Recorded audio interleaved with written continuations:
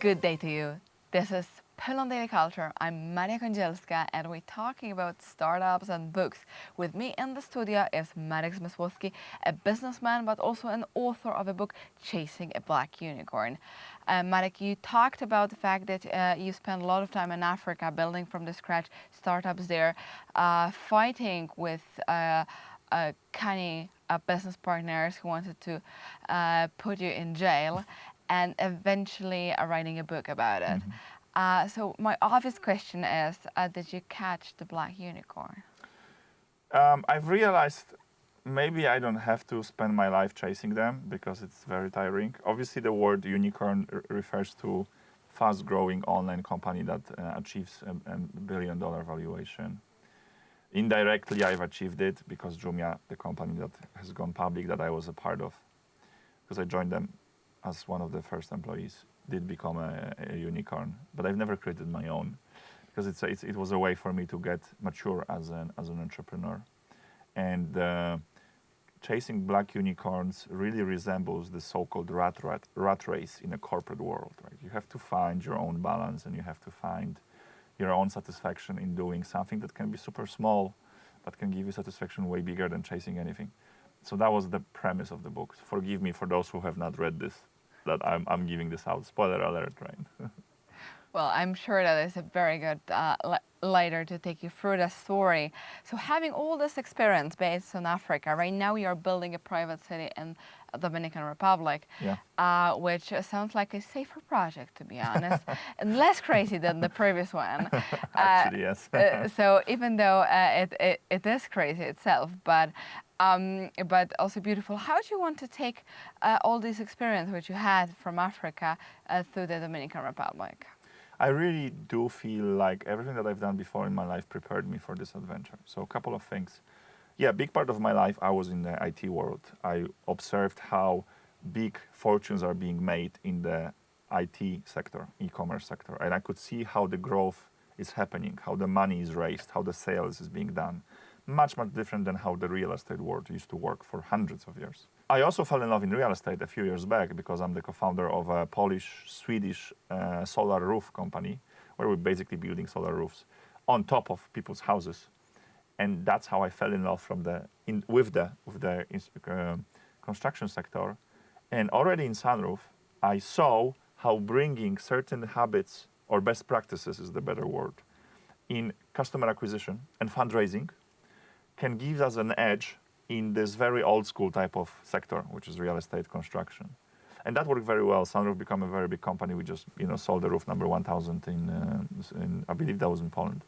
When I got involved in the real estate project, a big real estate project in the Dominican Republic, I was not scared of Dominican Republic because I've done business in Poland and in Nigeria. And like I told you before, DR is way closer to Europe than to Africa. Then I have amazing business partners who have been in the real estate world for 30 years. But I was able to bring this fresh view, this rookie view, into the real estate world. That you can raise money to build an ambitious project in a totally different way, where you don't have to compromise on your vision. And you can sell the product by taking advantage of the internet space, which is really so obvious for us, but not so obvious when you talk to the real estate moguls around the world. And that fresh view and that fresh approach to fundraising and sales. Those are two fields of the market which we're talking here about. One is your experience from the IT, which is so craving for all innovations all the time and chasing it. And sometimes even too much, right? Sometimes even too much, as we're looking at the crypto market currently. Yeah. But the other field is the infrastructure and just building houses, which is usually very conservative. Yeah, well, it has to be. Like, you don't want to experiment with the way a bridge is built because you're messing with people's lives, right? Absolutely. But there are many things that you can innovate. And I really believe that this is a great chance to bring that innovation. The moment you have an expert from one field entering another field and trying to see what works. It's also going to be a very safe place. This is an important part of it.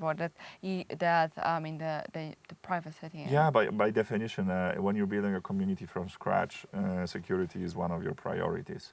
The good thing about Dominican Republic, it is actually a very safe country, but you have to know how to look at the statistics, because this is usually the paradox of the statistics. I'm going to give you an example. I was living in South Africa, and South Africa, it is a dangerous country, especially when you look at the statistics of the general population. But if you look at the statistics of tourists or expats, immigrants living in South Africa, South Africa is actually safer than Spain because it's based on private cities. It's based on independent communities that have its own lifestyle and have its own security and so on. It's not a good thing that the world is becoming slowly a dangerous place, or maybe used to be dangerous, now it still is in certain parts of the world.